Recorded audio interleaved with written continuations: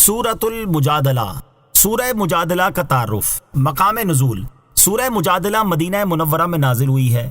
رکوع اور آیات کی تعداد، اس سورت میں 3 رکوع اور 22 آیتیں ہیں۔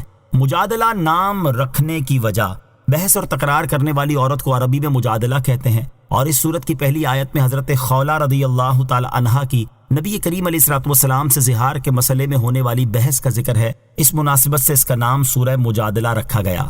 سورہ مجادلہ کے مضامین، اس سورت کا مرکزی مضمون یہ ہے کہ اس میں زہار اور اس کے کفارے سے متعلق اور چند دیگر چیزوں کے بارے میں شرعی احکام بیان کیے گئے ہیں۔ مزید اس سورت میں یہ چیزیں بیان کی گئی ہیں۔ نمبر 1، اس سورت کی ابتدا میں حضرت خولہ بنت ثعلبہ رضی اللہ تعالی عنہا کی زہار کے مسئلے میں ہونے والی بحث اور زہار سے متعلق چند احکام بیان کیے گئے۔ نمبر 2، مجلس کے چند آداب بیان کیے گئے اور مسلمانوں کو اللہ تعالیٰ اور اس کے حبیب علیہ الصلوۃ والسلام کے احکامات پر عمل کرنے کی ترغیب دی گئی ہے۔ نیز علماء دین کی تعریف کی گئی اور ان کے مرتبہ و مقام کو واضح کیا گیا۔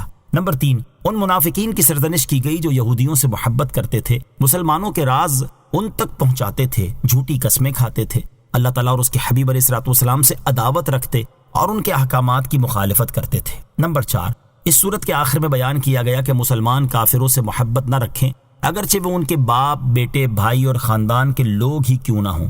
سورہ حدید کے ساتھ مناسبت، سورہ مجادلہ کی اپنے سے ماں قبل سورت حدید کے ساتھ مناسبت یہ ہے کہ سورہ حدید میں اللہ تعالیٰ کی عظیم اور جلیل صفات ذکر کی گئیں کہ وہ ظاہر ہے، باطن ہے، اور اس کا علم ایسا محیط ہے کہ زمین کے اندر موجود اور اس سے نکلنے والی ہر چیز کو جانتا ہے، اور اسے بھی جانتا ہے جو کچھ آسمان سے اترتا ہے اور جو آسمان میں چڑھتا ہے، اور اس کی مخلوق جہاں کہیں ہو وہ اس کے ساتھ ہے۔ اور سورہ مجادلہ کی ابتدا میں اللہ تعالیٰ کہ ان اوصاف پر دلالت کرنے والا واقعہ بیان کیا گیا کہ اللہ تعالیٰ نے اپنی بارگاہ میں مناجات کرنے والی عورت کی بات کو سن لیا۔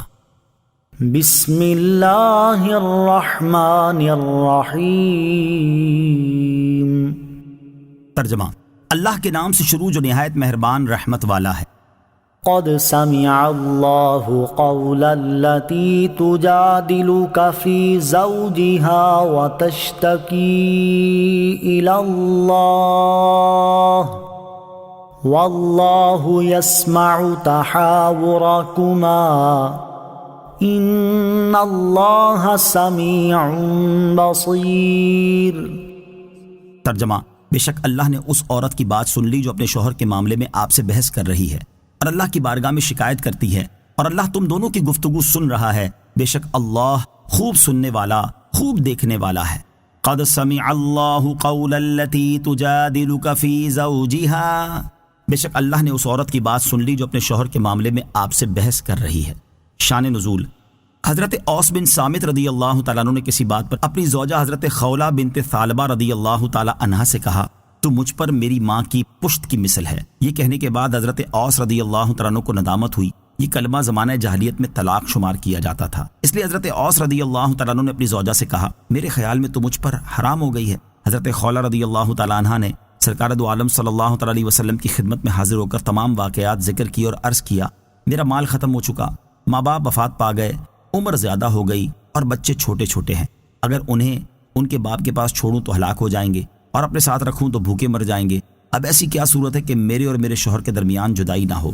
رسول کریم علیہ الصلوۃ والسلام نے ارشاد فرمایا، تیرے بارے میں میرے پاس کوئی حکم نہیں، یعنی ابھی تک زہار کے متعلق کوئی جدید حکم نازل نہیں ہوا، اور پرانا دستور یہی ہے کہ زہار سے عورت حرام ہو جاتی ہے۔ حضرت خولہ رضی اللہ تعالیٰ عنہ نے عرض کی، یا رسول اللہ صلی اللہ تعالیٰ علیہ وسلم، حضرت اوس رضی اللہ تعالیٰ عنہ نے طلاق کا لفظ نہیں کہا، وہ میرے بچوں کے باپ ہیں اور مجھے بہت ہی پیارے ہیں۔ اسی طرح وہ بار بار عرض کرتی رہیں، اور جب اپنی خواہش کے مطابق جواب نہ پایا تو آسمان کی طرف سر اٹھا کر کہنے لگی، یا اللہ، میں تجھ سے اپنی محتاجی، بے کسی اور پریشان حالی کی شکایت کرتی ہوں، اپنے نبی کریم علیہ الصلوۃ والسلام پر میرے حق میں ایسا حکم نازل فرما جس سے میری مصیبت دور ہو جائے۔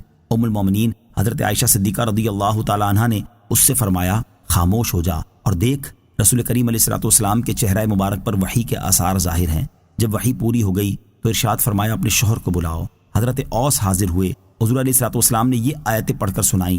اس آیت کا خلاصہ یہ ہے کہ اے پیارے حبیب صلی اللہ تعالیٰ علیہ وسلم، بے شک اللہ تعالیٰ نے اس عورت کی بات سن لی جو اپنے شوہر کے معاملے میں آپ سے بحث کر رہی ہے، اور اللہ تعالیٰ کی بارگاہ میں اپنے حال، فاقے اور تنہائی کے شدید ہونے کی شکایت کرتی ہے، اور اللہ تعالیٰ تم دونوں کی آپس میں ہونے والی گفتگو سن رہا ہے۔ بے شک جو اللہ تعالیٰ سے مناجات کرے اور اس کی بارگاہ میں گریہ بازاری کرے تو اللہ تعالیٰ اس کی مناجات کو سننے والا اور شکایت کو نندا کو دیکھنے والا ہے۔ نوٹ، خیال رہے کہ حضرت خولہ بنت ثعلبہ رضی اللہ تعالی عنہا کا سرکار دو عالم علیہ الصلوۃ والسلام سے بحث و تکرار کرنا مخالفت یا مقابلہ کی وجہ سے نہیں تھا، بلکہ کرم طلب کرنے کے لیے تھا، اور اس سے اپنے دکھ درد کا اظہار مقصود تھا۔ اور حضور اکرم علیہ الصلوۃ والسلام کی امت چونکہ آپ کی باندی غلام ہیں، اس لیے کرم طلب کرنے کے لیے آپ سے عرض و معروض کر سکتے ہیں۔ نیز یاد رہے کہ اللہ تعالیٰ کی بارگاہ میں ہر شکایت کرنی بری نہیں، بلکہ بے صبری والی شکایت کرنا برا ہے۔ حضرت خولہ بنت ثعلبہ رضی اللہ تعالی عنہا کا احترام۔ حضرت خولہ بنت ثعلبہ رضی اللہ تعالی عنہا کو حاصل ہونے والی اس خصوصیت کی وجہ سے صحابہ کرام علیہم رضوان آپ کا بہت احترام کیا کرتے تھے۔ چنانچہ حضرت عمر فاروق رضی اللہ تعالیٰ عنہ اپنے دور خلافت میں ایک بار حضرت خولہ بنت ثعلبہ رضی اللہ تعالی عنہا کے پاس سے گزرے۔ اس وقت آپ رضی اللہ تعالی عنہ دراز گوش پر سوار تھے اور لوگوں کا ایک ہجوم ساتھ تھا۔ حضرت خولہ بنت ثعلبہ رضی اللہ تعالی عنہا نے ان کو روک لیا اور نصیحت کرتے ہوئے کہا، اے عمر، وہ دن تجھے یاد ہے جب تمہیں عمیر کہا جاتا تھا، پھر عمر کہا جانے لگا، اور اب تمہیں لوگ امیر المومنین کہنے لگے ہیں؟ تو اے عمر رضی اللہ تعالیٰ عنہ، اللہ تعالیٰ سے ڈرتے رہا کرو۔ جو شخص موت پر یقین رکھتا ہے اسے اندیشہ رہتا ہے کہ کوئی ضروری چیز رہ نہ جائے، اور جسے حساب کا یقین ہوتا ہے وہ عذاب سے ڈرتا ہے۔ حضرت عمر فاروق رضی اللہ تعالیٰ عنہ کھڑے ہو کر ان کی نصیحت سنتے رہے، اور جب کافی وقت گزر گیا تو لوگوں نے عرض کی، اے امیر المومنین، اس بڑھیا کے لیے آپ اتنی دیر کھڑے رہیں گے؟ آپ رضی اللہ تعالیٰ عنہ نے فرمایا، خدا کی قسم، اگر یہ مجھے صبح سے شام تک روک کر رکھے تو میں کھڑا رہوں گا اور صرف نماز کے وقت میں رخصت لوں گا۔ کیا تم جانتے نہیں کہ یہ بوڑھی خاتون کون ہے؟ یہ حضرت خولہ بنت ثعلبہ رضی اللہ تعالی عنہا ہے، جس کی فریاد کو اللہ تعالیٰ نے 7 آسمانوں کے اوپر سنا۔ کیا یہ ہو سکتا ہے کہ رب العالمین تو اس کی بات سنے اور عمر نہ سنے؟ الذين يظاهرون منكم من نسائهم ما هن أمهاتهم إن أمهاتهم إلا اللائي ولدنهم وَإِنَّهُمْ لَيَقُولُونَ مُنكَرًا مِنَ الْقَوْلِ وَزُورًا وَإِنَّ اللَّهَ لَعَفُوٌّ غَفُورٌ۔ ترجمہ: تم میں سے وہ لوگ جو اپنی بیویوں کو اپنی ماں جیسی کہہ بیٹھتے ہیں، وہ ان کی مائیں نہیں، ان کی مائیں تو وہی ہیں جنہوں نے انہیں جنم دیا، اور بے شک وہ ضرور ناپسندیدہ اور بالکل جھوٹ بات کہتے ہیں، اور بے شک اللہ ضرور بہت معاف کرنے والا، بہت بخشنے والا ہے۔ الذین یظاہرون منکم من نسائہم، تم میں سے وہ لوگ جو اپنی بیویوں کو اپنی ماں جیسی کہہ بیٹھتے ہیں۔ اس آیت میں زہار کی مذمت بیان کرتے ہوئے ارشاد فرمایا گیا کہ تم میں سے وہ لوگ جو اپنی بیویوں سے زہار کرتے ہیں اور انہیں اپنی ماں جیسی کہہ بیٹھتے ہیں، یہ کہنے سے وہ ان کی مائیں نہیں ہو گئیں، بلکہ ان کی مائیں تو وہی ہیں جنہوں نے انہیں جنم دیا ہے، اور بے شک زہار کرنے والے بیویوں کو ماں کہہ کر ناپسندیدہ اور بالکل جھوٹ بات کہتے ہیں۔ بیوی کو کسی طرح ماں کے ساتھ تشبیہ دینا ٹھیک نہیں، اور بے شک اللہ تعالیٰ انہیں ضرور معاف کرنے والا اور بخشنے والا ہے۔ زہار کی تعریف اور اس سے متعلق 4 شرعی احکام۔ اس آیت میں زہار کرنے والوں کا ذکر ہوا، اس مناسبت سے یہاں زہار کی تعریف اور اس سے متعلق 4 شرعی احکام سماعت کیجیے۔ چنانچہ صدر الشریعہ مفتی امجد علی اعظمی رحمۃ اللہ تعالی فرماتے ہیں، زہار کے یہ معنی ہے کہ اپنی زوجہ یا اس کی کسی جزو شائع یا ایسے جز کو جو کل سے تعبیر کیا جاتا ہو، ایسی عورت سے تشبیہ دینا جو اس پر ہمیشہ کے لیے حرام ہو، یا اس کے کسی ایسے عضو سے تشبیہ دینا جس کی طرف دیکھنا حرام ہو۔ مثلا بیوی سے کہا، تو مجھ پر میری ماں کی مثل ہے، یا یوں کہا کہ تیرا سر یا تیری گردن یا تیرا نصف میری ماں کی پیٹھ کی مثل ہے۔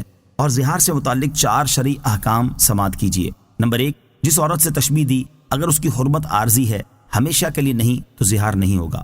مثلا جس سے تشبیہ دی وہ زوجہ کی بہن یا جس کو 3 طلاقیں دی ہیں، یا مجوسی یا بت پرست عورت ہے، یہ مسلمان یا کتابیہ ہو سکتی ہیں، اور ان کی حرمت دائمی نہ ہونا ظاہر ہے۔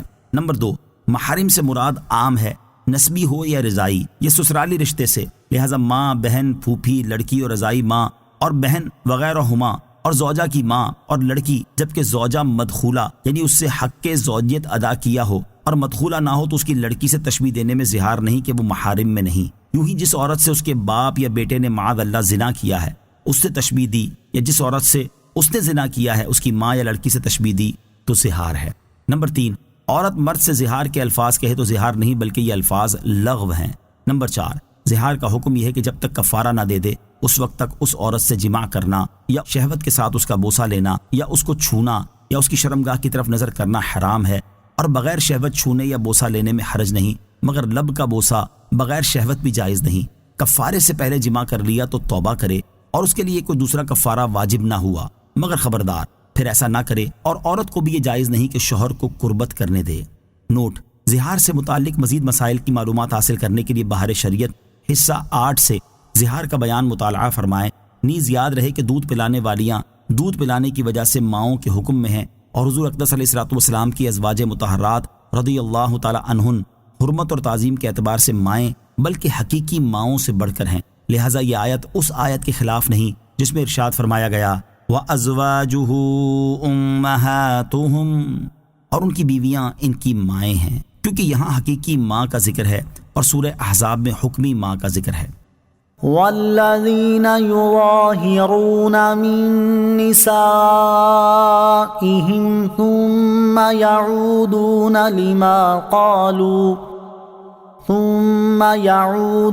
لما قالوا فتحرير رقبة من قبل أن يتماسا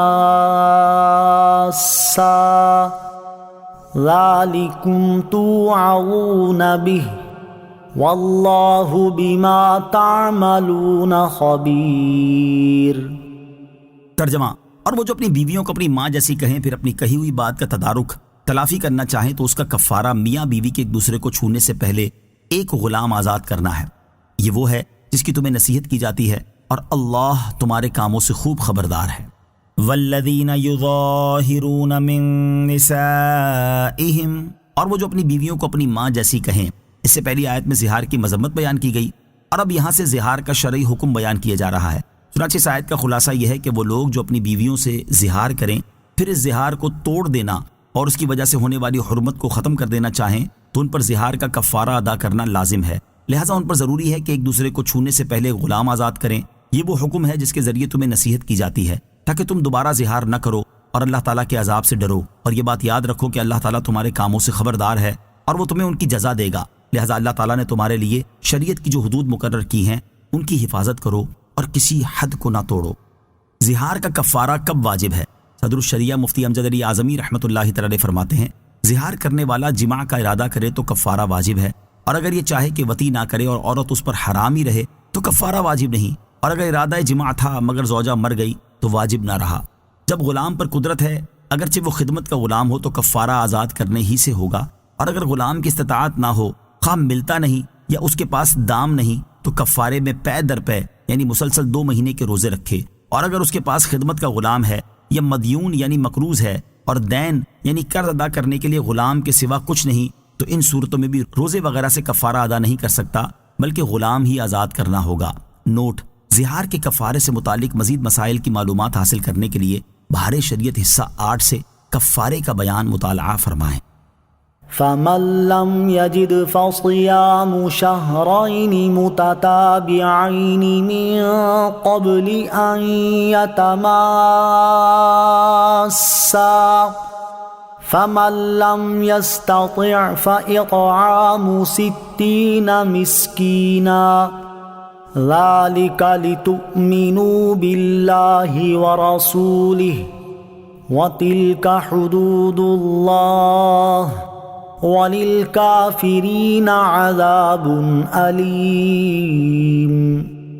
ترجمہ: پھر جو شخص غلام نہ پائے تو میاں بیوی کے ایک دوسرے کو چھونے سے پہلے لگاتار 2 مہینے کے روزے رکھنا شوہر پر لازم ہے۔ پھر جو روزے کی طاقت نہ رکھتا ہو تو 60 مسکینوں کو کھانا کھلانا لازم ہے، یہ اس لیے کہ تم اللہ اور اس کے رسول پر ایمان رکھو، اور یہ اللہ کی حدیں ہیں اور کافروں کے لیے دردناک عذاب ہے۔ فمن لم یجد، پھر جو شخص غلام نہ پائے۔ اس آیت میں زہار کے کفارے کی مزید 2 صورتیں بیان کی جا رہی ہیں، چنانچہ آیت کا خلاصہ یہ ہے کہ پھر جسے غلام نہ ملے تو اس صورت میں زہار کا کفارہ یہ ہے کہ میاں بیوی کے ایک دوسرے کو چھونے سے پہلے لگاتار 2 مہینے کے روزے رکھنا شوہر پر لازم ہے۔ پھر جو اتنے روزے رکھنے کی طاقت نہ رکھتا ہو تو اس صورت میں 60 مسکینوں کو کھانا کھلانا شوہر پر لازم ہے۔ یہ حکم اس لیے دیا گیا ہے تاکہ تم اللہ تعالیٰ اور اس کے رسول علیہ الصلوۃ والسلام پر ایمان رکھو، ان کی فرما برداری کرو اور جاہلیت کے طریقے چھوڑ دو۔ اور یہاں جو زہار اور اس کے کفارے کے احکام بیان ہوئے یہ اللہ تعالیٰ کی حدیں ہیں، ان کو توڑنا اور ان سے تجاوز کرنا جائز نہیں، اور کافروں کے لیے قیامت کے دن دردناک عذاب ہے۔ روزے رکھ کر اور مسکینوں کو کھانا کھلا کر زہار کا کفارہ ادا کرنے سے متعلق 10 شرعی مسائل۔ یہاں آیت میں کفارے کی بیان کردہ دو صورتوں سے متعلق 10 شرعی احکام سماعت کیجیے۔ نمبر 1، روزے سے کفارہ ادا کرنے میں یہ شرط ہے کہ نہ اس مدت کے اندر ماہ رمضان ہو، نہ عید الفطر، نہ عید الاضحیٰ، نہ ایام تشریق۔ ہاں اگر مسافر ہے تو ماہ رمضان میں کفارے کی نیت سے روزہ رکھ سکتا ہے، مگر وہ ایام جن میں روزہ رکھنا ممنوع ہے ان میں اسی بھی روزہ رکھنے کی اجازت نہیں۔ نمبر 2، روزے اگر پہلی تاریخ سے رکھے تو دوسرا مہینہ ختم ہونے پر کفارہ ادا ہو گیا، اگرچہ دونوں مہینے 29 دن کے ہوں، جبکہ اگر پہلی تاریخ سے نہ رکھے ہوں تو 60 پورے رکھنے ہوں گے، اور اگر 15 روزے رکھنے کے بعد چاند ہوا تو پھر اس مہینے کے روزے رکھ لیے اور یہ 29 دن کا مہینہ ہو، اس کے بعد 15 دن اور رکھ لیے کہ 59 دن ہوئے، جب بھی کفارہ ادا ہو جائے گا۔ نمبر 3، کفارے کا روزہ توڑ دیا، خاص سفر وغیرہ کسی عذر سے توڑا یا عذر کے بغیر توڑ دیا، یا زہار کرنے والے نے جس عورت سے زہار کیا ان 2 مہینوں کے اندر دن یا رات میں اس سے جان بوجھ کر یا بھول کر صحبت کر لی تو نئے سرے سے روزے رکھے، کیونکہ شرط یہ ہے کہ جماع سے پہلے 2 مہینے کے پے در پہ روزے رکھے، اور ان صورتوں میں یہ شرط نہ پائی گئی۔ نمبر 4، روزے رکھنے پر بھی اگر قدرت نہ ہو کہ بیمار ہے اور صحت یاب ہونے کی امید نہیں یا بہت بوڑھا ہے تو 60 مسکینوں کو دونوں وقت پیٹ بھر کر کھانا کھلائے، اور اس میں یہ اختیار ہے کہ اکٹھے 60 مسکینوں کو کھلا دے یا متفرق طور پر، مگر شرط یہ ہے کہ اس دوران روزے رکھنے پر قدرت حاصل نہ ہو، ورنہ کھلانا صدقہ نفل ہوگا اور کفارے میں روزے رکھنے ہوں گے، اور اگر ایک وقت 60 کو کھلایا اور دوسرے وقت میں اس کے علاوہ دوسرے 60 مسکینوں کو کھلایا تو کفارہ ادا نہ ہوا، بلکہ ضروری ہے کہ پہلے یا بعد والے مسکینوں کو پھر ایک وقت کھلائے۔ نمبر 5، شرط یہ ہے کہ جن مسکینوں کو کھانا کھلایا ہو ان میں کوئی ایسا نابالغ نہ ہو جو بالغ ہونے کے قریب ہو، ہاں اگر ایک جوان کی پوری خوراک کا اسے مالک کر دیا تو کافی ہے۔ نمبر 6، یہ بھی ہو سکتا ہے کہ ہر مسکین کو صدقہ فطر کی مقدار یعنی نصف سا تقریباً 2 کلو گندم یا 1 سا تقریباً 4 کلو جو یا ان کی قیمت کا مالک کر دیا جائے، مگر مباح کر دینا کافی نہیں بلکہ مالک بنانا ضروری ہے، اور یہ انہی لوگوں کو دے سکتے ہیں جنہیں صدقہ فطر دے سکتے ہیں۔ اور یہ بھی ہو سکتا ہے کہ صبح کو کھلائے اور شام کے لیے قیمت دے دے، یا شام کو کھلائے اور صبح کے لیے کھانے کی قیمت دے دے، یا 2 دن صبح کو یا شام کو کھلائے، یا 30 کو کھلائے اور 30 کو دے دے، غرض یہ کہ 60 کی تعداد جس طرح چاہے پوری کرے، اس کا اختیار ہے۔ نمبر 7، کھلانے میں پیٹ بھر کر کھلانا شرط ہے، اگرچہ تھوڑے ہی کھانے میں سیر ہو جائیں، اور اگر پہلے ہی سے کوئی سیر تھا تو اس کا کھانا کافی نہیں، اور بہتر یہ کہ گندم کی روٹی اور سالن کھلائے، اور اس سے اچھا کھانا ہو تو اور بہتر، اور جو کی روٹی ہو تو سالن ضروری ہے۔ نمبر 8، ایک مسکین کو 60 دن تک دونوں وقت کھلایا یا ہر روز صدقہ فطر کی مقدار اسے دے دیا، جب بھی کفارہ ادا ہو گیا، اور اگر ایک ہی دن میں ایک مسکین کو سب دے دیا یا ایک دفعہ میں یا 60 دفعہ کر کے یا اس کو سب مباح کرنے کے طور پر دیا تو صرف اس ایک دن کا ادا ہوا۔ یوں ہی اگر 30 مساکین کو ایک ایک سا گندم دی یا 2 سا جو دیے تو صرف 30 کو دینا قرار پائے گا، یعنی 30 مساکین کو پھر دینا پڑے گا۔ یہ اس صورت میں ہے کہ ایک دن میں دیے ہوں، اور اگر 2 دنوں میں دیے ہوں تو جائز ہے۔ نمبر 9، 120 مسکینوں کو ایک وقت کھانا کھلا دیا تو کفارہ ادا نہ ہوا، بلکہ ضروری ہے کہ ان میں سے 60 کو پھر ایک وقت کھلائے، خواہ اسی دن یا کسی دوسرے دن، اور اگر وہ نہ ملے تو دوسرے 60 مسکینوں کو دونوں وقت کھلائے۔ نمبر 10، زہار میں یہ ضروری ہے کہ قربت سے پہلے 60 مساکین کو کھلا دے، اور اگر ابھی پورے 60 مساکین کو کھلا نہیں چکا ہے اور درمیان میں وطی کر لی تو اگرچہ یہ حرام ہے، مگر جتنوں کو کھلا چکا ہے وہ باطل نہ ہوا، باقیوں کو کھلا دے، نئے سرے سے پھر 60 کو کھلانا ضروری نہیں۔ ان الذين يحادون الله ورسوله كبتوا كما كبت الذين من قبلهم وقد انزلنا آيات بينات وللكافرين عذاب مهين۔ ترجمہ، بے شک وہ لوگ جو اللہ اور اس کے رسول کی مخالفت کرتے ہیں انہیں ذلیل و رسوا کر دیا جائے گا جیسے ان سے پہلے لوگ ذلیل و رسوا کر دیے گئے، اور بے شک ہم نے روشن آیتیں اتاری اور کافروں کے لیے رسوا کر دینے والا عذاب ہے۔ ان الذین یحادون اللہ ورسولہ، بے شک وہ لوگ جو اللہ اور اس کے رسول کی مخالفت کرتے ہیں۔ اس سے پہلی آیت میں اللہ تعالیٰ کی حدوں کی حفاظت اور دین اسلام کے دیے ہوئے احکام کی پابندی کرنے کی تاکید کی گئی، اور اس آیت میں ان لوگوں کے لیے وعید بیان کی گئی ہے جو ان کی مخالفت کرتے اور ان کا انکار کرتے ہیں۔ چنانچہ اس آیت کا خلاصہ یہ ہے کہ بے شک وہ لوگ جو اللہ تعالیٰ اور اس کے رسول علیہ الصلوۃ والسلام کے احکام کی مخالفت کرتے ہیں وہ ایسے ہی ذلیل کیے جائیں گے جیسے ان سے پہلے لوگ رسولوں علیہ الصلوۃ والسلام کی مخالفت کرنے کے سبب ذلیل و رسوا کر دیے گئے، اور یہ ذلت اس لیے ہوگی کہ بے شک ہم نے رسولوں علیہ الصلوۃ والسلام کی صداقت پر دلالت کرنے والی اور واضح احکام پر مشتمل روشن آیتیں اتاری، اس کے باوجود انہوں نے مخالفت کی، اور یہ تو دنیا کی سزا ہے، جبکہ آخرت میں ان آیتوں کا انکار کرنے والے کافروں کے لیے رسوا کر دینے والا عذاب ہے۔ آیت ان الذین یحادون اللہ ورسولہ سے حاصل ہونے والی معلومات۔ اس آیت سے دو باتیں معلوم ہوئی۔ نمبر ایک، حضور اقدس علیہ الصلوۃ والسلام کی مخالفت اللہ تعالیٰ کی مخالفت ہے۔ نمبر دو، اس آیت میں اللہ تعالیٰ کی بارگاہ کے مقبول بندوں کے دشمن کو جنگ کا اعلان بھی ہے اور اس کے مغلوب ہونے کا اعلان بھی۔ یوم یبعثہم اللہ جمیعا فینبئہم بما عملوا احصاہ اللہ ونسوہ واللہ علی کل شیء شہید۔ ترجمہ، جس دن اللہ ان سب کو دوبارہ زندہ کر کے اٹھائے گا، پھر وہ انہیں ان کے اعمال بتائے گا۔ اللہ نے ان اعمال کو گن رکھا ہے اور وہ لوگ انہیں بھول گئے ہیں، اور اللہ ہر چیز پر گواہ ہے۔ یوم یبعثہم اللہ جمیعا، جس دن اللہ ان سب کو دوبارہ زندہ کر کے اٹھائے گا، یعنی کافروں کو رسوا کر دینے والا عذاب اس دن ہوگا جس دن اللہ تعالیٰ ان سب کو مرنے کے بعد دوبارہ زندہ کرے گا، یہاں تک کہ کسی ایک کو باقی نہ چھوڑے گا۔ پھر انہیں رسوا اور شرمندہ کرنے کے لیے ان کے اعمال بتائے گا، کیونکہ اللہ تعالیٰ نے ان کے تمام اعمال کو گن رکھا ہے، جبکہ وہ لوگ بے فکری اور توجہ نہ ہونے کے سبب دنیا میں کیے ہوئے اپنے اعمال بھول گئے ہیں۔ اور اللہ تعالیٰ کی شان یہ ہے کہ وہ ہر چیز پر گواہ ہے اور اس سے کچھ بھی چھپا ہوا نہیں ہے۔ أَلَمْ تَرَ أَنَّ اللَّهَ يَعْلَمُ مَا فِي السَّمَاوَاتِ وَمَا فِي الْأَرْضِ مَا يَكُونُ مِن نَّجْوَى ثَلَاثَةٍ إِلَّا هُوَ رَابِعُهُمْ وَلَا خَمْسَةٍ إِلَّا هُوَ سَادِسُهُمْ وَلَا أَدْنَىٰ مِن ذَلِكَ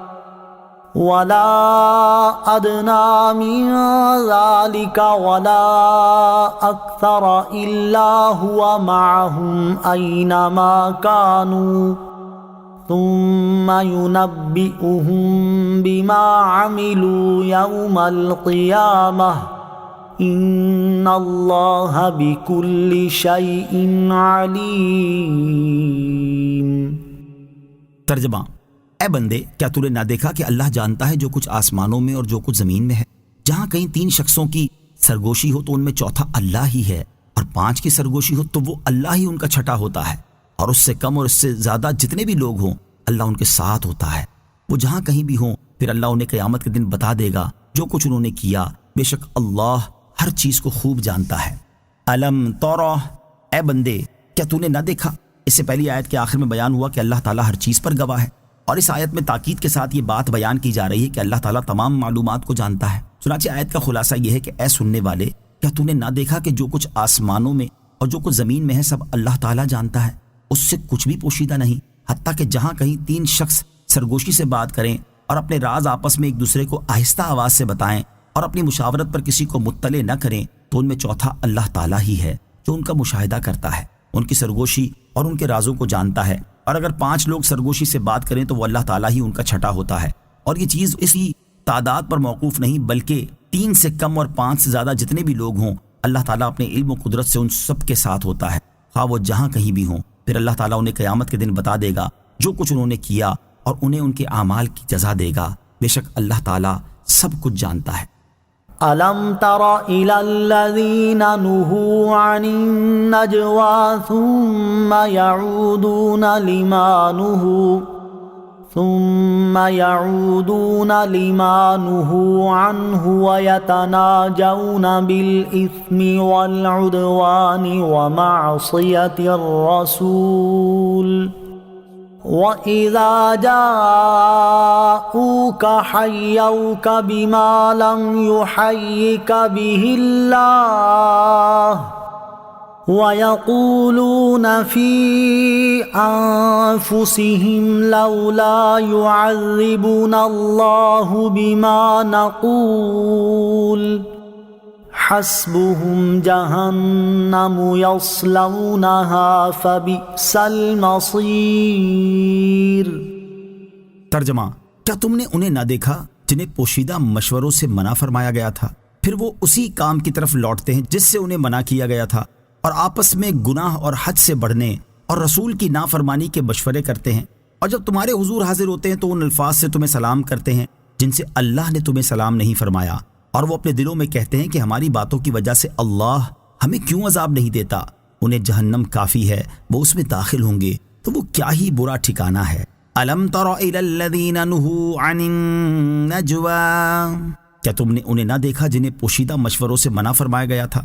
شان نزول: یہ آیت ان یہودیوں اور منافقوں کے بارے میں نازل ہوئی جو آپس میں سرگوشیاں کرتے اور مسلمانوں کی طرف دیکھتے جاتے اور آنکھوں سے ان کی طرف اشارے کرتے جاتے تاکہ مسلمان یہ سمجھیں کہ ان کے خلاف کوئی پوشیدہ بات کی جا رہی ہے اور اس سے انہیں رنج ہو۔ ان کی حرکت سے مسلمانوں کو غم ہوتا تھا اور وہ کہتے تھے کہ شاید ان لوگوں کو ہمارے ان بھائیوں کے شہید ہونے یا شکست کھانے کی کوئی خبر پہنچی جو جہاد میں گئے ہوئے ہیں، اور یہ اسی کے بارے باتیں بنا رہے اور اشارے کر رہے ہیں۔ جب منافقوں کی یہ حرکات بہت زیادہ ہو گئی اور مسلمانوں نے سرکار دو عالم صلی اللہ تعالیٰ علیہ وسلم کی بارگاہ میں اس کی شکایتیں کی تو تاجدار رسالت صلی اللہ تعالیٰ علیہ وسلم نے سرگوشی کرنے والوں کو منع فرما دیا، لیکن وہ باز نہ آئے اور یہ حرکت کرتے ہی رہے۔ اس پر یہ آیت کریمہ نازل ہوئی اور ارشاد فرمایا گیا، کیا تم نے انہیں نہ دیکھا جنہیں پوشیدہ مشوروں سے منع فرمایا گیا تھا، پھر وہ اسی منع کیے ہوئے کام کی طرف لوٹتے ہیں اور آپس میں گناہ اور حد سے بڑھنے اور رسول کی نافرمانی کے مشورے کرتے ہیں۔ ان کا گناہ اور حد سے بڑھنا یہ ہے کہ مکاری کے ساتھ سرگوشیاں کر کے مسلمانوں کو رنج و غم میں ڈالتے ہیں، اور رسول کریم صلی اللہ تعالیٰ علیہ وسلم کی نافرمانی یہ ہے کہ ممانعت کے باوجود اپنی حرکتوں سے باز نہیں آتے۔ اور یہ بھی کہا گیا ہے کہ یہ لوگ ایک دوسرے کو رسول کریم علیہ السلام کی نافرمانی کرنے کی رائے دیتے تھے۔ کسی کے سامنے سرگوشی سے بات نہ کی جائے۔ اس سے معلوم ہوا کہ کسی کے سامنے سرگوشی سے بات کرنا اسے تشویش میں ڈال دیتا اور رنج و غم میں مبتلا کر دیتا ہے، لہٰذا اس سے بچنا چاہیے۔ احادیث میں بھی اس سے منع کیا گیا ہے۔ چنانچہ حضرت عبداللہ ابن عمر رضی اللہ تعالیٰ عنہ سے روایت ہے، رسول اللہ صلی اللہ تعالیٰ علیہ وسلم نے ارشاد فرمایا، جب تم 3 آدمی ہو تو تیسرے کو چھوڑ کر 2 آدمی آپس میں سرگوشی نہ کریں۔ اور حضرت عبداللہ ابن مسعود رضی اللہ تعالیٰ عنہ سے روایت ہے، رسول کریم صلی اللہ تعالیٰ علیہ وسلم نے ارشاد فرمایا، جب تم 3 افراد ہو تو تیسرے کو چھوڑ کر 2 آدمی باہم سرگوشی نہ کریں جب تک کہ بہت سے آدمیوں سے نہ مل جاؤ، یعنی تمہاری تعداد کثیر ہو جائے، ورنہ یہ بات اسے رنج پہنچائے گی۔ اللہ تعالی ہمیں اس پر عمل کی توفیق عطا فرمائے، آمین۔ وَإِذَا جَاءُوكَ، اور جب تمہارے حضور حاضر ہوتے ہیں۔ آیت کے اس حصے میں یہودیوں کی ایک اور بری عادت کے بارے میں بیان کیا جا رہا ہے کہ یہ لوگ جب سرکار دو عالم صلی اللہ تعالیٰ علیہ وسلم کی بارگاہ میں حاضر ہوتے ہیں تو کسی اچھے الفاظ سے سلام نہیں کرتے، اور ان کے سلام کے الفاظ وہ نہیں ہوتے جن سے اللہ تعالیٰ نے اپنے حبیب علیہ السلام کو سلام فرمایا ہے۔ بارگاہ رسالت صلی اللہ تعالیٰ علیہ وسلم میں یہودیوں کی ایک ذلیل حرکت۔ یہودی جب نبی کریم علیہ السلام کی بارگاہ میں حاضر ہوتے تو یوں کہتے تھے، السلام علیکم، یعنی تم پر موت آئے۔ نبی کریم علیہ السلام بھی اس کے جواب میں علیکم، یعنی تم پر بھی موت آئے فرما دیتے تھے۔ یہاں اسی سے متعلق 3 احادیث سماعت کیجیے۔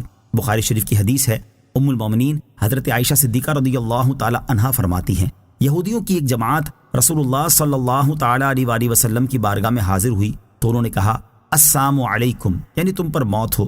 میں ان کی گفتگو سمجھ گئی اور کہا، تم پر موت اور لعنت ہو۔ پھر رسول کریم علیہ السلام نے ارشاد فرمایا، اے عائشہ جانے دو، اللہ تعالیٰ ہر کام میں نرمی پسند فرماتا ہے۔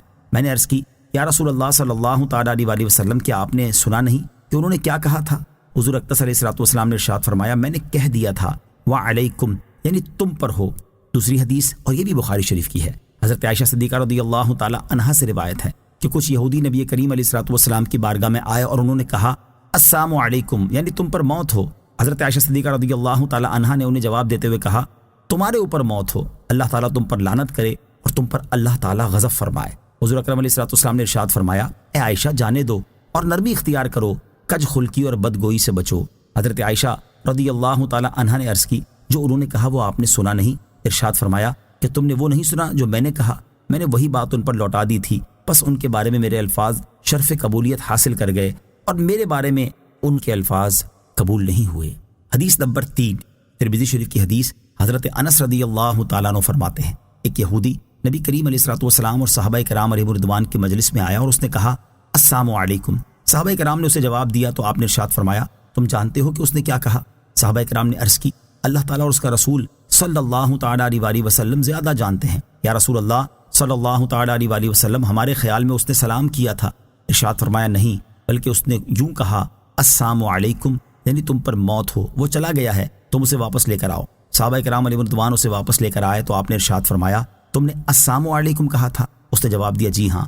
اس وقت آپ نے ارشاد فرمایا، جب اہل کتاب میں سے کوئی شخص تمہیں سلام کرے تو تم کہو، علیک ما قلتا، یعنی تم پر وہی نازل ہو جو تم نے کہا ہے۔ پھر آپ نے یہ آیت تلاوت فرمائی، وَإِذَا جَاءُوكَ حَيَّوْكَ بِمَا لَمْ يُحَيِّكَ بِهِ اللَّهُ۔ ترجمہ، اور جب تمہارے حضور حاضر ہوتے ہیں تو ان الفاظ سے تمہیں سلام کرتے ہیں جن سے اللہ نے تمہیں سلام نہیں فرمایا۔ وَيَقُولُونَ فِي أَنفُسِهِمْ، اور وہ اپنے دلوں میں کہتے ہیں۔ آیت کے اس حصے میں یہودیوں کے بارے میں ایک اور بات بیان کی گئی ہے کہ وہ اپنے دلوں میں کہتے ہیں ہماری باتوں کی وجہ سے اللہ تعالی ہمیں کیوں عذاب نہیں دیتا۔ اس سے ان کی مراد یہ تھی کہ اگر حضرت محمد مصطفیٰ صلی اللہ تعالیٰ علیہ وسلم نبی ہوتے تو ہماری اس گستاخی پر اللہ تعالیٰ ہمیں عذاب دیتا۔ اس کے جواب میں اللہ تعالیٰ ارشاد فرماتا ہے انہیں عذاب کے طور پر جہنم کافی ہے جس میں یہ داخل ہوں گے، تو یہ ان کا کیا ہی برا انجام ہے۔ مراد یہ ہے کہ ہر چیز کا ایک وقت مقرر ہے، اگر کسی جرم پر فوراً عذاب نہ آئے تو یہ معنی نہیں کہ وہ جرم نہیں، بلکہ اس کا جرم ہونا اپنی جگہ برقرار ہے، اور عذاب اس لیے نازل نہیں ہوا کہ ابھی اس کا وقت نہیں آیا، اور جب وقت آ جائے گا تو عذاب میں تاخیر نہ کی جائے گی، لہٰذا فوری عذاب نازل نہ ہونے کی وجہ سے کوئی دھوکہ نہ کھائے۔ یا ایہا الذین آمنوا اذا تناجیتم فلا تتناجوا بالاثم والعدوان ومعصیۃ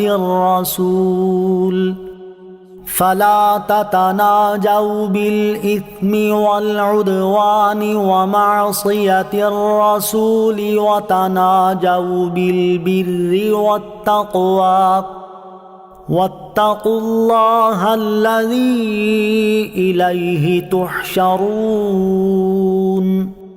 ترجمہ، اے ایمان والو، جب تم آپس میں مشورہ کرو تو گناہ اور حد سے بڑھنے اور رسول کی نافرمانی کا مشورہ نہ کرو، اور نیکی اور پرہیزگاری کا مشورہ کرو، اور اس اللہ سے ڈرو جس کی طرف تمہیں اکٹھا کیا جائے گا۔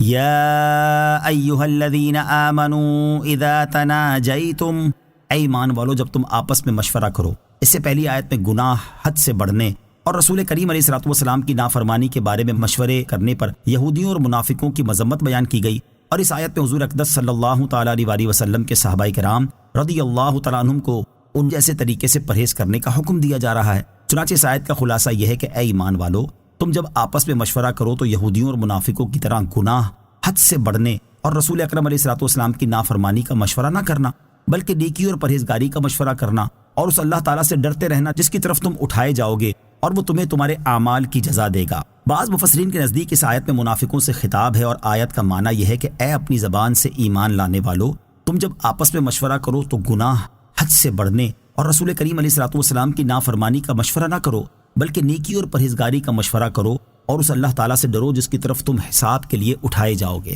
تو وہ تمہیں تمہارے مشوروں کی جزا دے گا۔ آیت یا ایھا الذین آمنوا اذا تناجیتم سے حاصل ہونے والی معلومات۔ اس آیت سے 4 باتیں معلوم ہوئیں۔ نمبر 1، مسلمان صلاح مشورے مسلمانوں ہی سے کریں، کفار سے نہ کریں اور انہیں اپنا مشیر وغیرہ نہ بنائیں۔ نمبر 2، آپس میں مشورے بھی اچھے ہی کریں، برے نہ کریں۔ نمبر 3، مسلمانوں کی خلوت بھی جلوت کی طرح پاکیزہ ہونی چاہیے۔ نمبر 4، تنہائی میں بھی حضور اکرم صلی اللہ تعالیٰ علیہ وسلم کا ادب و احترام ملحوظ رکھے۔ مبارک ہے وہ عالم جو اپنی تنہائی میں حضور پر نور علیہ الصلوۃ والسلام کے فضائل سوچے، اور بدنصیب ہے وہ شخص جس کا وقت حضور اقدس علیہ الصلوۃ والسلام کی توہین کے بارے سوچنے میں گزرے۔ انما النجوى من الشيطان ليحزن الذين آمنوا وليس بضارهم شيئا إلا بإذن الله وعلى الله فليتوكل المؤمنون۔ ترجمہ، وہ پوشیدہ مشورہ تو شیطان ہی کی طرف سے ہے تاکہ وہ ایمان والوں کو غمگین کرے، اور وہ اللہ کے حکم کے بغیر ایمان والوں کا کچھ بھی نہیں بگاڑ سکتا، اور مسلمانوں کو تو اللہ ہی پر بھروسہ کرنا چاہیے۔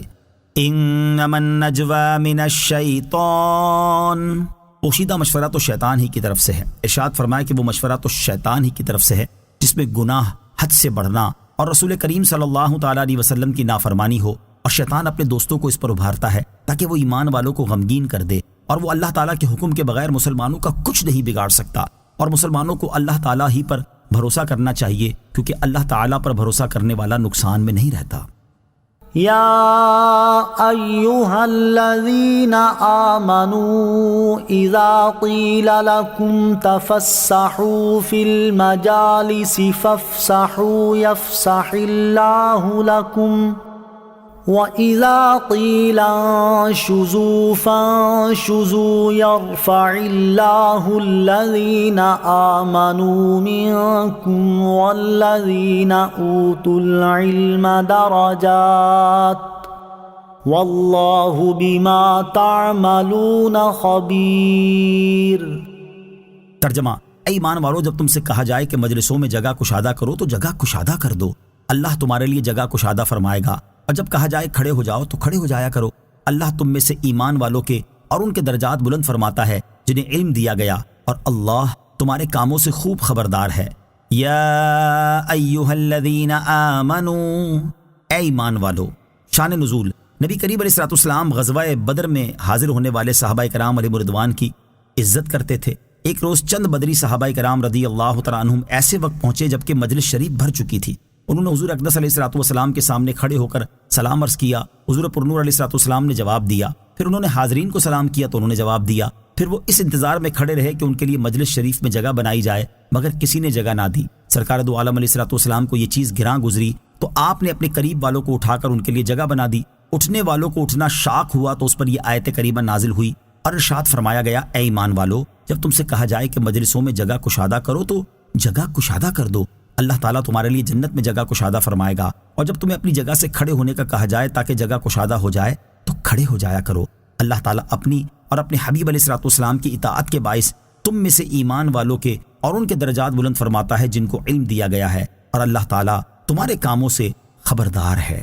بزرگان دین کی تعظیم کرنا سنت ہے۔ اس آیت کے شان نزول سے معلوم ہوا کہ بزرگان دین کے لیے جگہ چھوڑنا اور ان کی تعظیم کرنا جائز بلکہ سنت ہے، حتیٰ کہ مسجد میں بھی ان کی تعظیم کر سکتے ہیں، کیونکہ یہ واقعہ مسجد نبوی شریف میں ہی ہوا تھا۔ یاد رہے کہ حدیث شریف میں بزرگان دین اور دینی پیشواؤں کی تعظیم و توقیر کا باقاعدہ حکم بھی دیا گیا ہے۔ چنانچہ حضرت ابو ہریرہ رضی اللہ تعالی عنہ سے روایت ہے، سید المرسلین صلی اللہ تعالی علیہ وآلہ وسلم نے ارشاد فرمایا، جن سے تم علم حاصل کرتے ہو ان کے لیے عاجزی اختیار کرو، اور جن کو تم علم سکھاتے ہو ان کے لیے تواضع اختیار کرو، اور سرکش عالم نہ بنو۔ لہٰذا ہر مسلمان کو چاہیے کہ وہ بزرگان دین کی تعظیم کرتا رہے اور ان کی بے ادبی کرنے سے بچے۔ اللہ تعالی ہمیں ادب و تعظیم کی توفیق عطا فرمائے، آمین۔ مسلمانوں کی تعظیم کرنے کی ترغیب۔ اس آیت سے معلوم ہوا کہ ایک مسلمان کا اپنے دوسرے مسلمان بھائی کی تعظیم کرنا اللہ تعالیٰ کو بہت پیارا ہے، کیونکہ اس پر اللہ تعالیٰ نے اجر و ثواب کا وعدہ فرمایا ہے۔ لہٰذا مسلمانوں کو چاہیے کہ ایک دوسرے کی تعظیم کیا کریں۔ حضرت ابو موسیٰ اشعری رضی اللہ تعالی عنہ سے روایت ہے، نبی اکرم صلی اللہ تعالی علیہ وآلہ وسلم نے ارشاد فرمایا، بوڑھے مسلمان کی تعظیم کرنا اور اس حامل قرآن کی تعظیم کرنا جو قرآن میں غلو نہ کرے اور اس کے احکام پر عمل کرے، اور عادل سلطان کی تعظیم کرنا اللہ تعالیٰ کی تعظیم کرنے میں داخل ہے۔ فضیلت اور مرتبے والوں کو اگلی صفوں میں بٹھایا جا سکتا ہے۔ یاد رہے کہ مجلس کے آداب میں یہ بات شامل ہے کہ جو شخص پہلے آ کر بیٹھ چکا ہو اسے اس کی جگہ سے نہ اٹھایا جائے، سوائے کسی بڑی ضرورت کے، یا یوں کہ اہم حضرات کے لیے نمایاں جگہ بنا دی جائے، جیسے دینی و دنیاوی دونوں قسم کی مجلسوں میں سرکردہ حضرات کو اسٹیج پر یہ سب سے آگے جگہ دی جاتی ہے، اور ویسے یہ ہونا چاہیے کہ بڑے اور سمجھدار حضرات سننے کے لیے زیادہ قریب بیٹھیں۔ حضرت ابو مسعود انصاری رضی اللہ تعالیٰ عنہ سے روایت ہے، نبی کریم علیہ الصلوۃ والسلام نے ارشاد فرمایا، تم میں سے جو لوگ بالغ اور عقل مند ہیں انہیں میرے قریب کھڑے ہونا چاہیے، پھر جو ان کے قریب ہوں، پھر جو ان کے قریب ہوں۔ اور حضرت عائشہ صدیقہ رضی اللہ تعالی عنہا سے روایت ہے، حضور پرنور علیہ الصلوۃ والسلام نے ارشاد فرمایا، لوگوں سے ان کے مرتبے اور منصب کے مطابق معاملہ کرو۔ فضیلت اور مرتبے والے خود کسی کو اٹھا کر اس کی جگہ نہ بیٹھیں۔ فضیلت اور مرتبہ رکھنے والے حضرات کو چاہیے کہ وہ خود کسی کو اٹھا کر اس کی جگہ پر نہ بیٹھیں، کیونکہ کثیر احادیث میں حضور اقدس علیہ الصلوۃ والسلام نے اس سے منع فرمایا ہے، جیسا کہ حضرت عبداللہ ابن عمر رضی اللہ تعالی عنہما سے روایت ہے، سرکار دو عالم صلی اللہ تعالی علیہ وآلہ وسلم نے ارشاد فرمایا، کوئی شخص مجلس میں سے کسی کو اٹھا کر خود اس کی جگہ پر نہ بیٹھے۔ حضرت عبداللہ ابن عمر رضی اللہ تعالیٰ عنہما سے مروی دوسری روایت میں ہے کہ رسول کریم علیہ الصلوۃ والسلام نے اس سے منع فرمایا ہے کہ ایک شخص کسی کو اس کی جگہ سے اٹھا کر خود اس کی جگہ بیٹھ جائے، البتہ تمہیں چاہیے کہ دوسروں کے لیے جگہ کشادہ اور وسیع کر دو۔ علم حاصل کرنے کی ترغیب اور علم و علماء کے فضائل۔ اس آیت سے یہ بھی معلوم ہوا کہ علماء دین بڑے درجے والے ہیں اور دنیا و آخرت میں ان کی عزت ہے۔ جب اللہ تعالیٰ نے ان کے درجات کی بلندی کا وعدہ کیا ہے تو انہیں اس کے فضل و کرم سے دنیا و آخرت میں عزت ضرور ملے گی۔ حضرت حسن بصری رضی اللہ تعالیٰ عنہ فرماتے ہیں، حضرت عبداللہ ابن مسعود رضی اللہ تعالیٰ عنہ نے اسی آیت کی تلاوت کرنے کے بعد فرمایا، اے لوگو، اس آیت کو سمجھو اور علم حاصل کرنے کی طرف راغب ہو جاؤ، کیونکہ اللہ تعالیٰ ارشاد فرماتا ہے کہ وہ مومن عالم کو اس مومن سے بلند درجات عطا فرمائے گا جو عالم نہیں ہے۔ یہاں موضوع کی مناسبت سے علم اور علماء کے 15 فضائل سماعت کیجیے۔ نمبر 1، 1 ساعت علم حاصل کرنا ساری رات قیام کرنے سے بہتر ہے۔ نمبر 2، علم عبادت سے افضل ہے۔ نمبر 3، علم اسلام کی حیات اور دین کا ستون ہے۔ نمبر 4، علماء زمین کے چراغ اور انبیاء کرام علیہ الصلوۃ والسلام کے وارث ہیں۔ نمبر 5، مرنے کے بعد بھی بندے کو علم سے نفع پہنچتا رہتا ہے۔ نمبر 6، ایک فقیہ شیطان پر 1000 عابدوں سے زیادہ بھاری ہے۔ نمبر 7، علم کی مجالس جنت کے باغات ہیں۔ 8، علم کی طلب میں کسی راستے پر چلنے والے کے لیے اللہ تعالیٰ جنت کا راستہ آسان کر دیتا ہے۔ نمبر 9، قیامت کے دن علماء کی سیاہی اور شہداء کے خون کا وزن کیا جائے گا تو ان کی سیاہی شہداء کے خون پر غالب آ جائے گی۔ نمبر 10، عالم کے لیے ہر چیز مغفرت طلب کرتی ہے، حتیٰ کہ سمندر میں مچھلیاں بھی مغفرت کی دعا کرتی ہیں۔ نمبر 11، علماء کی صحبت میں بیٹھنا عبادت ہے۔ نمبر 12، علماء کی تعظیم کرو کیونکہ وہ انبیاء کرام علیہ الصلوۃ والسلام کے وارث ہیں۔ نمبر 13، اہل جنت میں علماء کے محتاج ہوں گے۔ نمبر 14، علماء آسمان میں ستاروں کی مثل ہیں جن کے ذریعے خشکی اور تری کے اندھیروں میں راہ پائی جاتی ہے۔ نمبر 15، قیامت کے دن انبیاء کرام علیہ الصلوۃ والسلام کے بعد علماء شفاعت کریں گے۔ اللہ تعالیٰ ہمیں علم دین حاصل کرنے اور اس پر عمل کرنے کی توفیق عطا فرمائے، آمین۔ نوٹ: علم اور علماء کرام کے فضائل وغیرہ سے متعلق مزید معلومات حاصل کرنے کے لیے مفتی قاسم صاحب کی کتاب علم اور علماء کی فضیلت کا مطالعہ فرمائیں۔ یا ایہا الذین آمنوا اذا ناجیتم الرسول فقدموا بین یدی نجواکم صدقہ ذلك خير لكم وأطهر فإن لم تجدوا فإن الله غفور رحيم۔ ترجمہ: اے ایمان والو، جب تم رسول سے تنہائی میں کوئی بات عرض کرنا چاہو تو اپنی عرض سے پہلے کچھ صدقہ دے لو، یہ تمہارے لیے بہت بہتر اور زیادہ پاکیزہ ہے۔ پھر اگر تم اس پر قدرت نہ پاؤ تو بے شک اللہ بہت بخشنے والا بڑا مہربان ہے۔ یا ایہا الذین آمنوا اذا ناجیتم الرسول، ارشاد فرمایا کہ اے ایمان والو، جب تم رسول کریم علیہ الصلوۃ والسلام سے تنہائی میں کوئی بات عرض کرنا چاہو تو اپنی عرض سے پہلے کچھ صدقہ دے لو، کہ اس میں بارگاہ رسالت صلی اللہ علیہ وسلم میں حاضر ہونے کی تعظیم اور فقراء کا نفع ہے۔ یہ عرض کرنے سے پہلے صدقہ کرنا تمہارے لیے بہت بہتر ہے، کیونکہ اس میں اللہ تعالیٰ اور اس کے حبیب علیہ الصلوۃ والسلام کی اطاعت ہے اور یہ تمہیں خطاؤں سے پاک کرنے والا ہے۔ پھر اگر تم اس پر قدرت نہ پاؤ تو اللہ تعالیٰ بخشنے والا مہربان ہے۔ شان نزول: سرکار دو عالم صلی اللہ تعالیٰ علیہ وسلم کی بارگاہ میں جب مالداروں نے عرض و معروض کا سلسلہ دراز کیا اور نوبت یہاں تک پہنچ گئی کہ غریب صحابہ کرام علیہم رضوان کو اپنی عرض پیش کرنے کا موقع کم ملنے لگا، تو عرض پیش کرنے والوں کو عرض پیش کرنے سے پہلے صدقہ دینے کا حکم دیا گیا۔ بعض روایتوں کے مطابق اس حکم پر حضرت علی المرتضیٰ کرم اللہ تعالیٰ وجہ الکریم نے عمل کیا اور 1 دینار صدقہ کر کے 10 مسائل دریافت کیے۔ حضرت علی کرم اللہ تعالیٰ وجہ الکریم کے علاوہ اور کسی کو اس حکم پر عمل کرنے کا وقت نہیں ملا۔ اولیاء کرام کے مزارات پر شیرینی لے جانے کی دلیل: اس آیت مبارکہ سے یہ ثابت ہوتا ہے کہ اولیاء کرام رحمت اللہ تعالیٰ علیہم کے مزارات پر صدقہ کرنے کے لیے شیرینی وغیرہ لے کر جانا جائز ہے۔ چنانچہ صدر الافاضل مفتی نعیم الدین مراد آبادی رحمت اللہ تعالیٰ علیہ فرماتے ہیں، حضرت مترجم قدس سرہ یعنی سیدی اعلیٰ حضرت امام محمد رضا خان رحمت اللہ تعالیٰ علیہ نے فرمایا کہ اس کی اصل ہے جو مزارات اولیاء پر تصدق کے لیے شیرینی وغیرہ لے جاتے ہیں۔ أَأَشْفَقْتُمْ أَن تُقَدِّمُوا بَيْنَ يَدَيْ نَجْوَاكُمْ صَدَقَاتٍ فَإِذْ لَمْ تَفْعَلُوا وَتَابَ اللَّهُ عَلَيْكُمْ فَأَقِيمُوا الصَّلَاةَ وَآتُوا الزَّكَاةَ وَأَطِيعُوا اللَّهَ وَرَسُولَهُ واللہ خبیر بما تعملون۔ ترجمہ: کیا تم اس بات سے ڈر گئے کہ تم اپنی عرض سے پہلے کچھ صدقے دو؟ پھر جب تم نے یہ نہ کیا اور اللہ نے اپنی مہربانی سے تم پر رجوع فرمایا تو تم نماز قائم رکھو اور زکوٰۃ دو اور اللہ اور اس کے رسول کے فرما بردار رہو، اور اللہ تمہارے کاموں کی خوب خبر رکھنے والا ہے۔ اَأَشْفَقْتُمْ أَن تُقَدِّمُوا بَيْنَ يَدَيْ نَجْوَاكُمْ صَدَقَاتٍ، کیا تم اس بات سے ڈر گئے کہ تم اپنی عرض سے پہلے کچھ صدقے دو؟ یعنی کیا تم غریبی اور ناداری کی وجہ سے نبی کریم علیہ الصلوۃ والسلام کی بارگاہ میں اپنی عرض سے پہلے کچھ صدقہ دینے سے ڈر گئے؟ پھر جب تم نے صدقہ نہ دیا اور اللہ تعالیٰ نے اپنی مہربانی سے تم پر رجوع فرمایا اور پہلے صدقہ نہ دینے کا مواخذہ تم پر سے اٹھا لیا تو تم دوسری عبادات بجا لاؤ، جیسے نماز قائم رکھو اور زکوٰۃ دو اور اللہ تعالیٰ اور اس کے رسول علیہ الصلوۃ والسلام کے فرما بردار رہو، اور یاد رکھو کہ اللہ تعالیٰ تمہارے ظاہری اور باطنی تمام کاموں کی خبر رکھنے والا ہے اور وہ تمہیں ان کی جزا دے گا۔ حضرت علی المرتضیٰ کرم اللہ تعالیٰ وجہ الکریم کے سبب امت پر آسانی۔ حضرت علی المرتضیٰ کرم اللہ تعالیٰ وجہ الکریم فرماتے ہیں، جب یہ آیت مبارکہ یا ایھا الذین آمنوا اذا ناجیتم الرسول نازل ہوئی تو نبی کریم علیہ الصلوۃ والسلام نے مجھ سے فرمایا تمہارے خیال میں 1 دینار ٹھیک ہے؟ میں نے عرض کی لوگ اتنے کی طاقت نہیں رکھیں گے۔ ارشاد فرمایا نصف دینار۔ میں نے عرض کی یہ بھی نہیں دے سکیں گے۔ نبی پاک علیہ الصلوۃ والسلام نے ارشاد فرمایا پھر کتنا ہونا چاہیے؟ میں نے عرض کی جو کے 1 دانے کے برابر۔ ارشاد فرمایا تم تو بڑے تنگ دست ہو۔ پھر یہ آیت نازل ہو گئی اشفقتم ان تقدموا بین یدی نجواکم صدقات۔ حضرت علی المرتضیٰ کرم اللہ وجہ الکریم فرماتے ہیں پس میرے سبب سے اللہ تعالیٰ نے اس امت پر آسانی فرما دی۔ ألم تر إلى الذين تولوا قوما غضب الله عليهم ما هم منكم ولا منهم ويحلفون على الكذب وهم يعلمون۔ ترجمہ کیا تم نے ان لوگوں کو نہ دیکھا جنہوں نے ان لوگوں کو دوست بنا لیا جن پر اللہ نے غضب فرمایا؟ وہ نہ تم میں سے ہیں اور نہ ہی ان میں سے، اور وہ جان بوجھ کر جھوٹی بات پر قسم کھاتے ہیں۔ الم تر الی الذین کیا تم نے ان لوگوں کو نہ دیکھا؟ شان نزول یہ آیت ان منافقوں کے بارے میں نازل ہوئی جنہوں نے یہودیوں سے دوستی کی اور ان کی خیر خواہی میں لگے رہتے اور مسلمانوں کے راز ان سے کہتے۔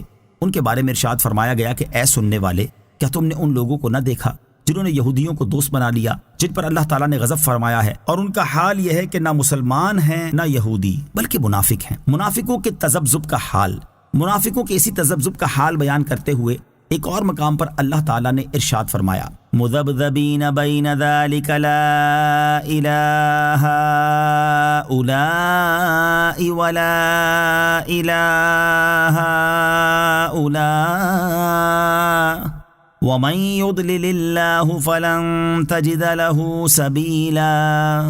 ترجمہ درمیان میں ڈگمگا رہے ہیں، نہ ان کی طرف ہیں نہ ان کی طرف، اور جسے اللہ گمراہ کرے تو تم اس کے لیے کوئی راستہ نہ پاؤ گے۔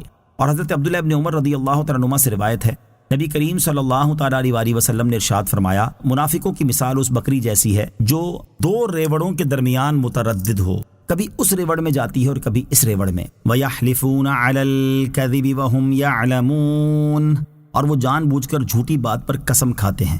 شان نزول یہ آیت عبداللہ بن نبتل منافق کے بارے میں نازل ہوئی جو رسول کریم صلی اللہ تعالیٰ علیہ وسلم کی مجلس میں حاضر رہتا اور یہاں کی بات یہودیوں کے پاس پہنچاتا۔ ایک روز حضور اقدس صلی اللہ تعالیٰ علیہ وسلم دولت سرائے اقدس میں تشریف فرما تھے۔ آپ نے ارشاد فرمایا اس وقت ایک آدمی آئے گا جس کا دل انتہائی سخت ہے اور وہ شیطان کی آنکھوں سے دیکھتا ہے۔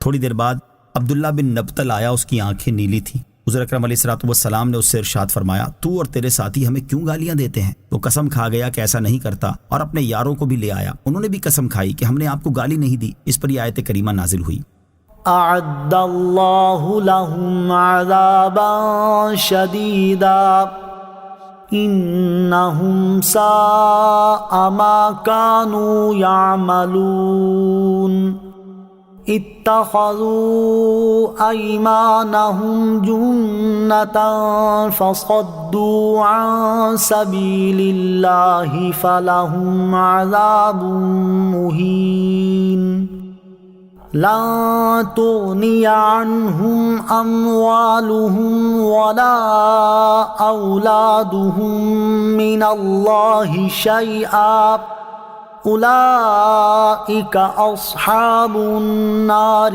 ہم فیہا خالدون۔ ترجمہ اللہ نے ان کے لیے سخت عذاب تیار کر رکھا ہے، بے شک وہ بہت ہی برے کام کرتے ہیں، انہوں نے اپنی قسموں کو ڈھال بنا لیا ہے، تو انہوں نے اللہ کی راہ سے روکا تو ان کے لیے رسوا کر دینے والا عذاب ہے۔ ان کے مال اور ان کی اولاد اللہ کے سامنے انہیں ہرگز کچھ کام نہ دیں گے، وہ دوزخی ہیں، وہ اس میں ہمیشہ رہیں گے۔ اعد اللہ لہم عذابا شدیدا اللہ نے ان کے لیے سخت عذاب تیار کر رکھا ہے۔ اس آیت اور اس کے بعد والی 2 آیات کا خلاصہ یہ ہے کہ منافقوں کے اس طرز عمل کی وجہ سے اللہ تعالیٰ نے ان کے لیے سخت عذاب تیار کر رکھا ہے۔ بے شک وہ لوگ بہت ہی برے کام کرتے ہیں، اور ان کے برے کاموں میں سے ایک یہ ہے کہ انہوں نے اپنی جھوٹی قسموں کو اپنی جان و مال کی حفاظت کے لیے ڈھال بنا لیا ہے، پھر اپنی حیلہ سازی سے دوسروں کو بھی اللہ تعالیٰ کی راہ میں جہاد کرنے اور دین اسلام میں داخل ہونے سے روکتے ہیں، تو ان کے کفر اور راہ خدا سے روکنے کی بنا پر ان کے لیے آخرت میں رسوا کر دینے والا عذاب ہے۔ ان کے مال اور ان کی اولاد اللہ تعالیٰ کے سامنے انہیں کچھ کام نہ دیں گے، اور قیامت کے دن انہیں عذاب الہی سے بچا نہ سکیں گے، وہ دوزخی ہیں اور اس میں ہمیشہ رہیں گے۔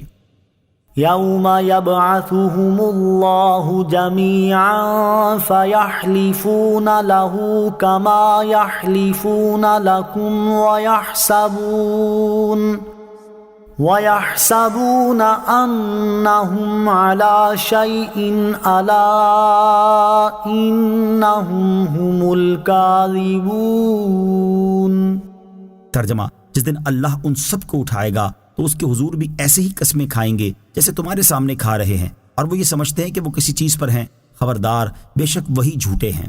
یوم یبعثہم اللہ جمیعا، جس دن اللہ ان سب کو اٹھائے گا، یعنی وہ دن یاد کریں جس دن اللہ تعالیٰ ان سب منافقوں کو اٹھائے گا تو اس کی بارگاہ میں بھی قسمیں کھائیں گے کہ دنیا میں ہم مخلص مومن تھے، منافق نہ تھے، جیسے آج تمہارے سامنے دنیا میں کھا رہے ہیں، اور وہ اپنی جھوٹی قسموں کو کارآمد سمجھتے ہیں کہ ان کی بدولت بچ جائیں گے، حالانکہ ایسا ہرگز نہ ہوگا۔ خبردار، بے شک وہی اپنی قسموں میں جھوٹے ہیں، اور ایسے جھوٹے کہ دنیا میں بھی جھوٹ بولتے رہے اور آخرت میں بھی بولیں گے۔ رسول کریم علیہ الصلوۃ والسلام کے سامنے بھی جھوٹ بولا، اور قیامت کے دن خدا کے سامنے بھی جھوٹ بولیں گے۔ استحوذ عليهم الشيطان فأنساهم ذكر الله أولئك حزب الشيطان ألا إن حزب الشيطان هم الخاسرون۔ ترجمہ، ان پر شیطان غالب آ گیا تو اس نے انہیں اللہ کی یاد بھلا دی، وہ شیطان کا گروہ ہیں، سن لو بے شک شیطان کا گروہ ہی خسارہ پانے والا ہے۔ استحوذ علیہم الشیطان، ان پر شیطان غالب آ گیا، یعنی منافقوں کا یہ حال اس لیے ہوا کہ ان پر شیطان غالب آ گیا ہے، جس کی وجہ سے ان کی اپنی سوچ سمجھ ختم ہو چکی ہے۔ شیطان انہیں جن کاموں میں چاہتا ہے لگا دیتا ہے، اور جب ان کی یہ حالت ہوگی تو پھر انہیں اللہ تعالیٰ کے ذکر کی کب پرواہ ہوگی، اور یہ کب اپنے رب عز و جل کو یاد کریں گے۔ وہ منافق شیطان کے گروہ ہیں، اور سن لو بے شک شیطان کا گروہ ہی خسارہ پانے والا ہے، کہ جنت کی دائمی نعمتوں سے محروم اور جہنم کے ابدی عذاب میں گرفتار ہوگا۔ شیطان کے غلبے کی ایک علامت تفسیر مدارک میں ہے۔ شاہ کرمانی رحمۃ اللہ تعالی فرماتے ہیں، بندے پر شیطان کے غالب آنے کی علامت یہ ہے کہ شیطان اسے کھانے پینے اور پہننے میں مشغول کر دیتا ہے۔ بندے کے دل کو اللہ تعالیٰ کی نعمتوں اور اس کے انعامات میں غور و فکر کرنے اور ان نعمتوں کا شکر ادا کرنے سے غافل کر دیتا ہے۔ بندے کو اس کے رب تعالیٰ کا ذکر کرنے سے غافل کر کے جھوٹ، غیبت اور بہتان تراشی میں مصروف کر دیتا ہے، اور بندے کے دل میں دنیا کا مال جمع کرنے اور دنیا سنوارنے کی لگن ڈال کر اسے غور و فکر کرنے اور اپنے انجام کے بارے میں سوچنے سے غافل کر دیتا ہے۔ ان علامات کو سامنے رکھتے ہوئے ہر مسلمان کو چاہیے کہ وہ اپنے حال اور اپنے اعمال پر غور کرے۔ اگر اس میں مذکورہ بالا علامات نہیں پائی جاتی تو اللہ تعالیٰ کا شکر ادا کرے اور اس سے مزید توفیق اور استقامت حاصل ہونے کی دعا کرتا رہے، اور اگر اس میں یہ علامات پائی جاتی ہیں تو اسے چاہیے کہ فوراً ہوشیار ہو جائے اور اپنے اوپر سے شیطان کا غلبہ دور کرنے کی کوششوں میں مصروف ہو جائے، تاکہ قیامت کے دن شیطان کے گروہ میں شامل ہونے اور ان جیسے برے انجام سے بچ سکے۔ اللہ تعالیٰ ہمارے حال پر رحم فرمائے اور ہمیں شیطان پر غلبہ نصیب فرمائے، آمین۔ ان الذين يحادون الله ورسوله اولئك في الاذلين۔ ترجمہ، بے شک وہ لوگ جو اللہ اور اس کے رسول کی مخالفت کرتے ہیں وہ سب سے زیادہ ذلیلوں میں ہیں۔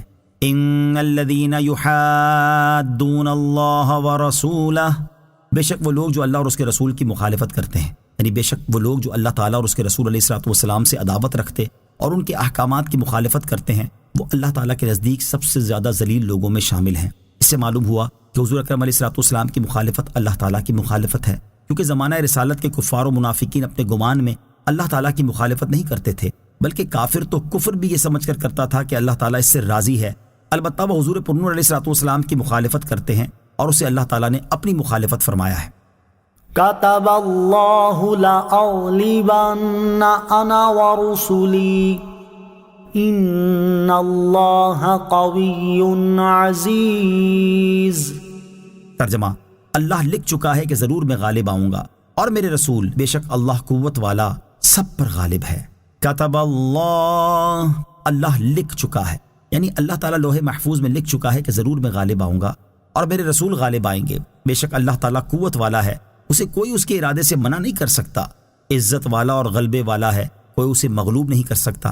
یاد رہے کہ یہاں آیت میں رسولوں علیہ الصلوۃ والسلام کے غالب آنے سے مراد دلیل اور حجت کے ساتھ یا تلوار کے ساتھ غالب آنا مراد ہے۔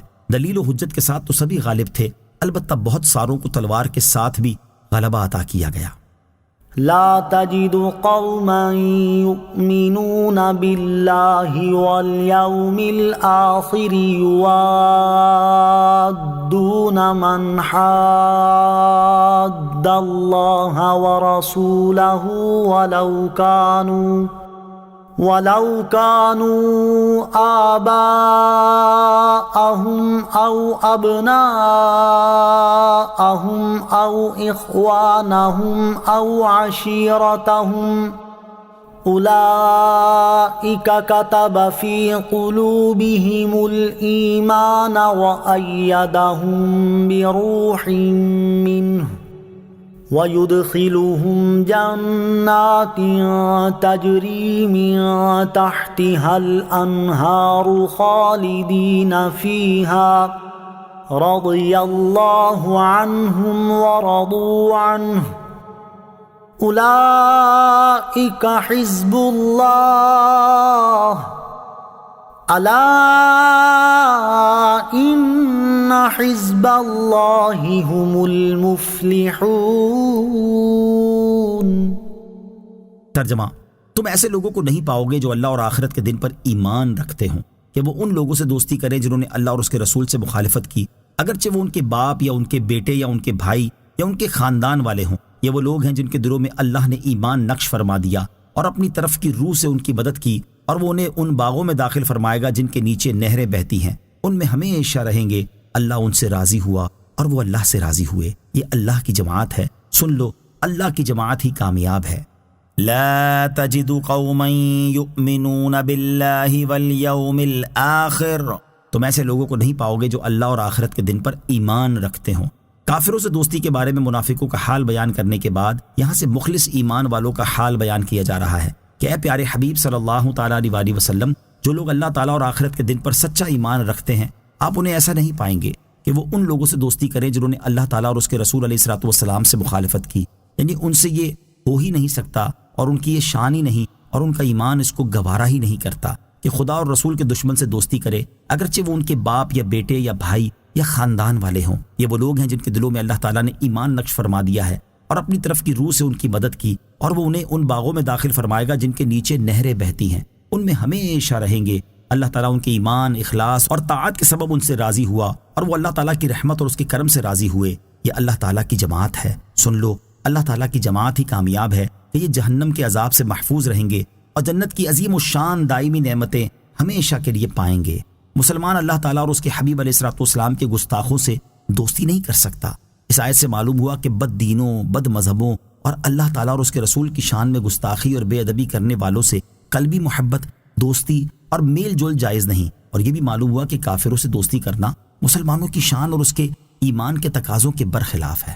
اعلیٰ حضرت امام احمد رضا خان رحمۃ اللہ تعالی علیہ فرماتے ہیں، اس آیت کریمہ میں صاف فرما دیا کہ جو اللہ یا رسول کی جناب میں گستاخی کرے، مسلمان اس سے دوستی نہ کرے گا، جس کا صریح مفاد ہوا کہ جو اس سے دوستی کرے گا وہ مسلمان نہ ہوگا۔ پھر اس حکم کا قطعاً عام ہونا بالتصریح ارشاد فرمایا کہ باپ، بیٹے، بھائی، عزیز سب کو گنایا، یعنی کوئی کیسا ہی تمہارے زوم میں معظم یا کیسا ہی تمہیں بالطبع محبوب ہو، ایمان ہے تو گستاخی کے بعد اس سے محبت نہیں رکھ سکتے، اس کی وقعت نہیں مان سکتے، ورنہ مسلمان نہ رہو گے۔ مولا سبحانہ و تعالیٰ کا اتنا فرمانا ہی مسلمان کے لیے بس تھا، مگر دیکھو وہ تمہیں اپنی رحمت کی طرف بلاتا، اپنی عظیم نعمتوں کا لالچ دلاتا ہے کہ اللہ اور اس کے رسول کی عظمت کے آگے تم نے کسی کا پاس نہ کیا، کسی سے علاقہ نہ رکھا، تمہیں کیا کیا فائدے حاصل ہوں گے۔ نمبر 1، اللہ تعالیٰ تمہارے دلوں میں ایمان نقش کر دے گا، جس میں انشاءاللہ تعالیٰ حسن خاتمہ کی بشارت جلیلہ ہے کہ اللہ کا لکھا نہیں مٹتا۔ نمبر 2، اللہ تعالیٰ روح القدس سے تمہاری مدد فرمائے گا۔ نمبر 3، تمہیں ہمیشگی کی جنتوں میں لے جائے گا جن کے نیچے نہریں رواں ہیں۔ نمبر 4، تم خدا کے گروہ کہلاؤ گے، خدا والے ہو جاؤ گے۔ نمبر 5، منہ مانگی مرادیں پاؤ گے بلکہ امید و خیال و گمان سے کروڑوں درجے افزوں۔ نمبر 6، سب سے زیادہ یہ کہ اللہ تم سے راضی ہوگا۔ نمبر 7، یہ کہ فرماتا ہے میں تم سے راضی، تم مجھ سے راضی۔ بندے کے لیے اس سے زائد اور کیا نعمت ہوتی کہ اس کا رب اس سے راضی ہو، مگر انتہائی بندہ نوازی یہ کہ فرمایا اللہ ان سے راضی اور وہ اللہ سے راضی۔ مسلمانوں، خدا لگتی کہنا اگر آدمی کروڑ جانے رکھتا ہو اور وہ سب کی سب ان عظیم دولتوں پر نثار کر دے تو واللہ کے مفت پائیں، پھر زید و عمر سے علاقہ تعظیم و محبت یک لخت قطع کر دینا کتنی بڑی بات ہے، جس پر اللہ تعالیٰ ان بے بہا نعمتوں کا وعدہ فرما رہا ہے، اور اس کا وعدہ یقیناً سچا ہے۔ اللہ تعالیٰ اور اس کے حبیب علیہ الصلوۃ والسلام کے دشمنوں کے ساتھ صحابہ کرام علیہم رضوان کا کردار۔ اس آیت میں مخلص ایمان والوں کا ایک وصف یہ بیان ہوا کہ وہ اللہ تعالیٰ اور اس کے رسول کی مخالفت کرنے والوں سے دوستی نہیں کرتے، اگرچہ وہ ان کے کیسے ہی قریبی رشتہ دار کیوں نہ ہوں۔ چنانچہ صحابہ کرام علیہم رضوان نے اپنے عمل سے یہ ثابت کر کے دکھایا کہ انہیں اللہ تعالیٰ اور اس کے رسول کے مقابلے میں رشتہ داری کا کوئی لحاظ نہیں۔ چنانچہ منقول ہے کہ حضرت ابو عبیدہ بن جراح رضی اللہ تعالیٰ عنہ نے جنگ احد میں اپنے باپ جراح کو قتل کیا۔ حضرت ابوبکر صدیق رضی اللہ تعالیٰ عنہ نے جنگ بدر کے دن اپنے بیٹے عبد الرحمن کو لڑائی کے لیے طلب کیا، لیکن رسول کریم علیہ الصلوۃ والسلام نے انہیں اس جنگ کی اجازت نہ دی۔ حضرت مصعب بن عمیر رضی اللہ تعالیٰ عنہ نے اپنے بھائی عبید بن عمیر کو قتل کیا۔ حضرت عمر بن خطاب رضی اللہ تعالیٰ عنہ نے اپنے ماموں عاص بن ہشام بن مغیرہ کو جنگ بدر کے دن قتل کیا۔ حضرت علی المرتضیٰ کرم اللہ تعالیٰ وجہ الکریم، حضرت حمزہ، حضرت ابو عبیدہ رضی اللہ تعالیٰ عنہما نے ربیعہ کے بیٹوں عتبہ اور شیبہ کو اور ولید بن عتبہ کو بدر میں قتل کیا جو ان کے رشتہ دار تھے۔ اس آیت سے ان لوگوں کو درس عبرت حاصل کرنا چاہیے جو اپنے دنیاوی مفادات کی خاطر صلح کلیت کے قائل ہوتے ہیں اور اللہ عز و جل اور اس کے رسول صلی اللہ تعالیٰ علیہ وسلم کے دشمنوں کے ساتھ دوستیاں نبھاتے ہیں۔ آمنت باللہ صدق اللہ العظیم۔